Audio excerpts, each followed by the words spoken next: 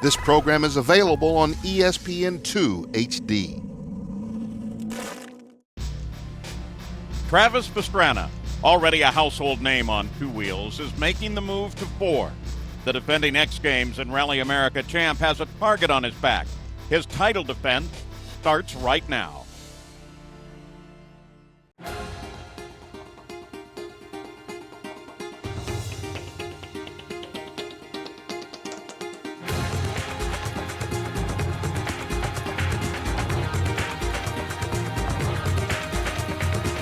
Rally racing has joined the X Games, and this classic motorsport has been reborn in the United States. Over 50 cars will start every Rally America event, but only the top 7 will be invited to Los Angeles and X Games 13.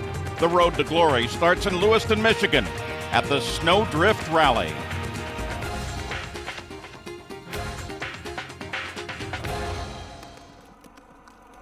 Hello again, Paul Page here with ESPN Rally analyst Bill Wood and two-time national champion co-driver Natalie Richard.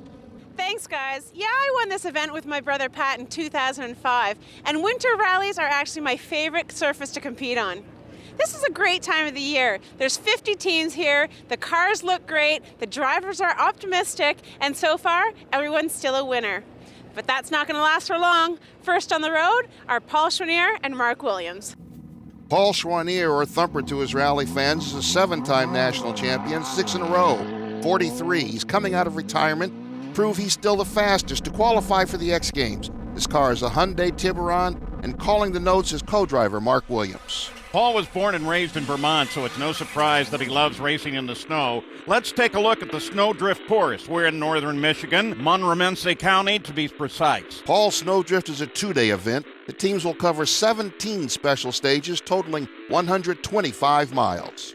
And if you're new to rally racing, the special stages are closed sections of public roads where flat-out racing takes place. These roads are covered in snow, but because this area got its first snowfall just last week, there aren't any snowbanks here to help keep the cars on the roads. This is what rally teams call winter conditions with summer ditches. If you look at the road, there's about ½ an inch of snow here. Underneath that, polished ice. And if you go even further, hard-packed frozen gravel, which leads to a very interesting tactical choice. What tires to use?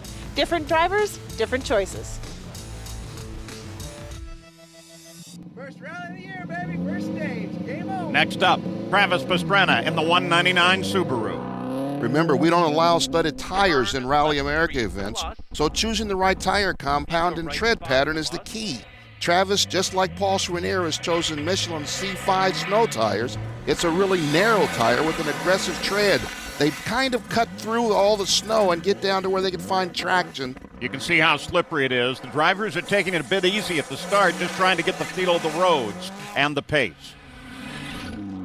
Tanner Faust used to teach winter driving in Colorado. He's right at home. And as we continue to meet our cast of front runners all the way from Perth, Australia, this is Andrew Pinker, co-driven by Britain's Robbie Durant.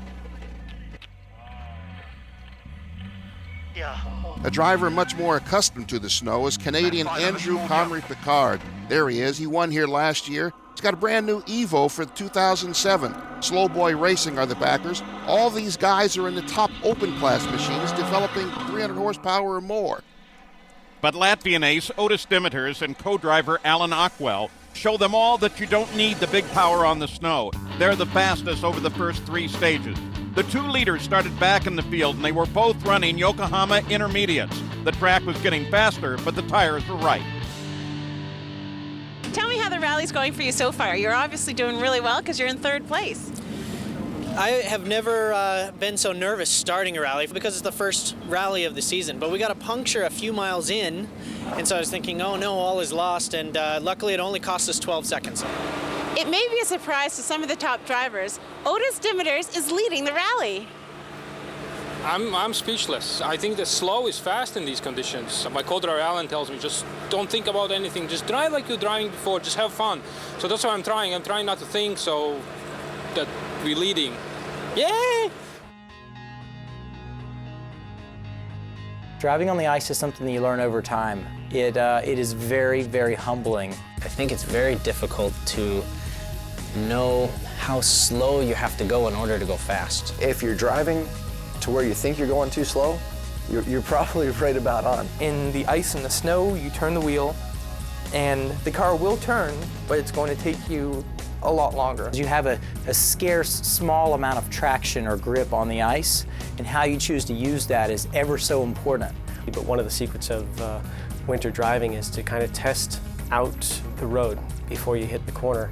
You actually brake a bit, but then you overcompensate by revving the wheels up again and breaking loose on the brakes. So you actually get a feel of what the road is giving you, what the terrain is like. Entering the corner even just a little bit slower than necessary to give yourself a safety buffer, and then it also gives you a faster speed down the next straightaway.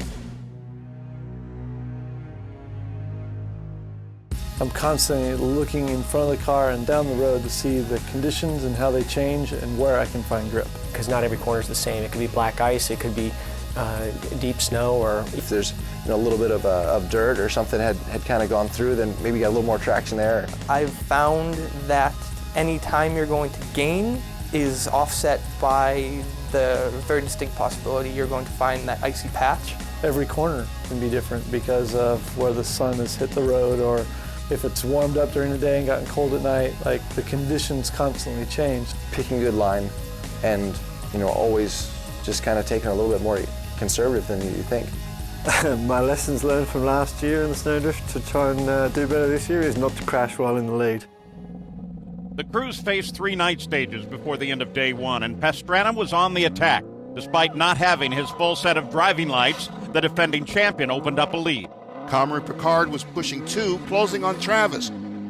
This spin forced him to settle for second place.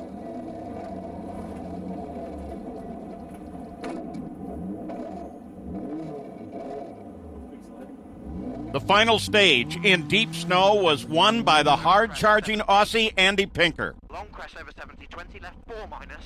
Repeat, long crest, 20 left 4 minus. We've had 7 special stages, 5 different winners. All of the fast guys are still running, and tomorrow you'll see them turn up the pace. Travis Pastrana leads Snowdrift. You're watching Rally America on ESPN2.